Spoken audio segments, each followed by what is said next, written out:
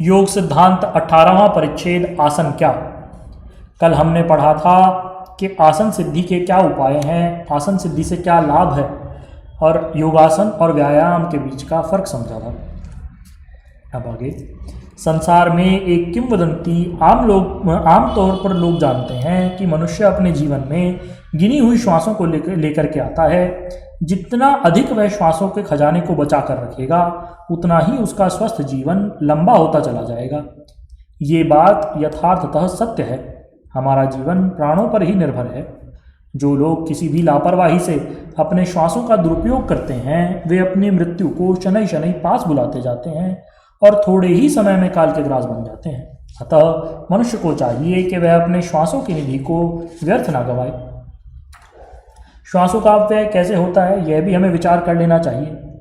इसके लिए हमें सोचना चाहिए कि श्वासों का आना जाना कैसे अधिक मात्रा में होता है। देखने में आता है कि जो लोग विलासी हैं, उनका श्वास जल्दी फूलने लगता है। वो थोड़ा सा भी कोई काम करते हैं तो हांफने लग जाते हैं और उनको इतनी अधिक घबराहट होती है मानो प्राण ही निकलने वाले हों। हृदय की धड़कन बढ़ जाती है। इसके अतिरिक्त जो लोग इस प्रकार के व्यायाम करते हैं जिनमें श्वासों का यातायात अधिक मात्रा में होता है, वे अपने श्वासों के खजाने को जल्दी लुटा बैठते हैं और उन्हें थोड़े समय के बाद ही अपने बहुमूल्य जीवन से हाथ धोना पड़ता है। इसलिए स्वास्थ्य को ठीक रखने के लिए श्वासों के खजाने का सुरक्षित रखना भी आवश्यक है। इसलिए योगी लोग प्राणायाम किया करते हैं। उसके परिणाम स्वरूप वे लोग कालजित हो जाते हैं, अर्थात मौत पर विजय करने वाले हो जाते हैं। ऊपर हम योगासनों द्वारा पारमार्थिक लाभ का वर्णन कर चुके हैं। प्रत्येक योगासन के करने से पारमार्थिक लाभ अवश्यंभावी है और मन एकाग्रता का जनक है, क्योंकि हमारे चित्त की प्रसार भूमि हमारे शरीर की नाड़ियाँ हैं। यदि हमारा स्नायु मंडल पूर्ण रूपेण शुद्ध नहीं रहता है तो मन की एकाग्रता भी पूर्ण रूपेण शुद्ध नहीं हो सकती। नाड़ी शुद्धि के लिए यौगिक व्यायाम परम उपादेय है। योगासनों का व्यायाम हमारे उन आचार्यों का निकाला हुआ व्यायाम है जो चित्त के सब परिणामों को समझने वाले थे और भूत भविष्य के ज्ञाता थे। उनके निश्चित किए गए सब सिद्धांत पतन से परे हैं, क्योंकि वे लोग सब प्रकार से परिपूर्ण थे, आत्मकाम थे और हर क्रिया के भूत भविष्य के परिणामों को भली भांति जानने वाले थे। इसलिए योगासनों का व्यायाम लोक और परलोक दोनों के लिए ही कल्याणकारी है। योगासनों को करने से दंड और बैठकों की भांति शरीर के किसी एक भाग पर तनाव नहीं पड़ता, प्रत्युत शरीर के हर भाग पर और हर जगह पर उसका प्रभाव पड़ता है। जो लोग नित्य नियम से योगासन करते हैं, उनका स्वास्थ्य उत्तम रहता है। स्वास्थ्य शब्द का अर्थ है अपने स्वरूप में स्थित रहना, क्योंकि स्वस्थ के भाव को ही स्वास्थ्य कहा जाता है। योगासनों का व्यायाम एक ऐसा व्यायाम है जिससे शरीर पूर्ण रूपेण स्वस्थ रह सकता है। हस्तपाद आसन, पश्चिमोत्तान, ऊर्ध्व पश्चिमोत्तान, उष्ट्रासन आदि आसनों को करने से एड़ी से लेकर के नितंब तक के सभी स्नायुओं में पूरी उत्तेजना मिलती है तथा उड्डयन बंद स्वाभाविक ही लग जाने से जठराग्नि पूर्ण रूपेण प्रदीप्त होती है। मल विसर्जनी नाड़ियाँ उत्तेजना पा करके मल का पूर्ण रूपेण परित्याग करने लगती हैं। धनुरासन, शलभासन, नौकासन, भुजंगासन आदि आसनों के करने से शरीर के कटी भाग में पूर्ण तनाव पड़ता है और फेफड़ों का प्रसार सा होता है। अतः फेफड़ों की शुद्धि, कटी भाग की दृढ़ता और शरीर मान की वृद्धि आदि परिणाम इन आसनों के करने से अवश्यंभावी हैं।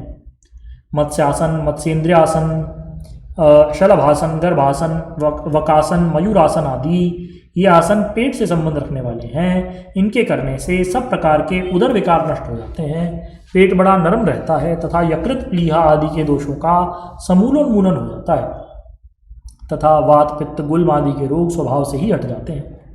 इसी प्रकार सर्वांगासन, हलासन, पूर्वोत्तान, ताड़ासन, वृक्षासन आदि आसनों के करने से नीचे की ओर होने वाली रक्त की गति थोड़ी देर के लिए शिरोभाग की ओर होने लगती है, जिसके फलस्वरूप सिर और छाती की बीमारियां तथा यकृत, प्लीहा आदि की वृद्धि अनायास दूर हो जाती है।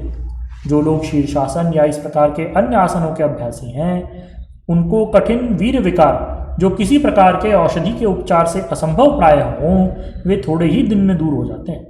इसके अतिरिक्त जो लोग घी, दूध आदि पदार्थों का उचित मात्रा में सेवन करते हुए नियमित रूप से योगासनों को करने के अभ्यासी हैं, उनकी युवावस्था सदा कायम रहती है और उनका मुखमंडल दैदीप्यमान दिखलाई देता है।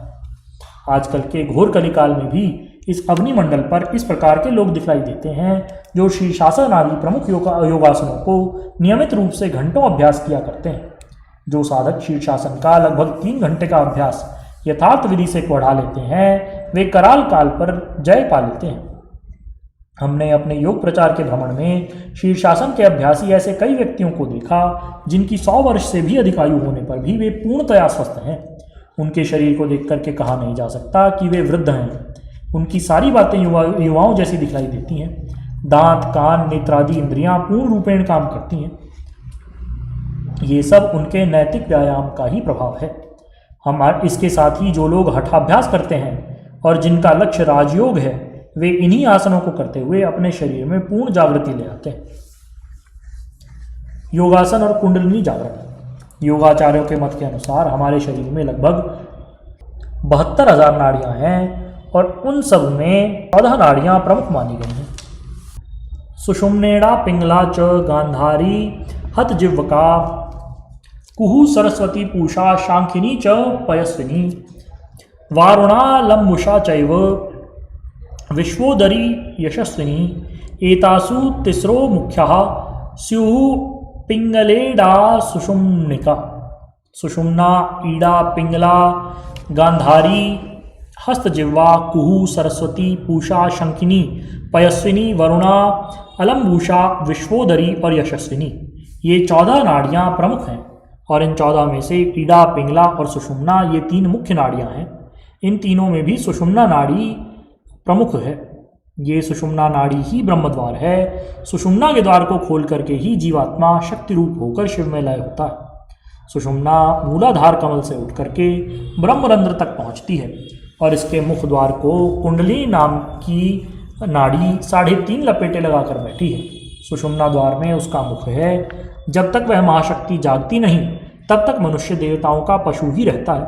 उस महाशक्ति को जगा करके देवता लोग देवता कहलाते हैं क्योंकि उनकी वह शक्ति जागृत होती है जिससे वे शक्तिवान बने रहते हैं। किंतु मनुष्य की कुंडलिनी शक्ति सोई रहती है, इसलिए वह दर का भिखारी बना रहता है, दीनहीन रहता है और शक्तिवानों की अनुनय विनय तथा यथा तथा जीवन निर्वाह करता है।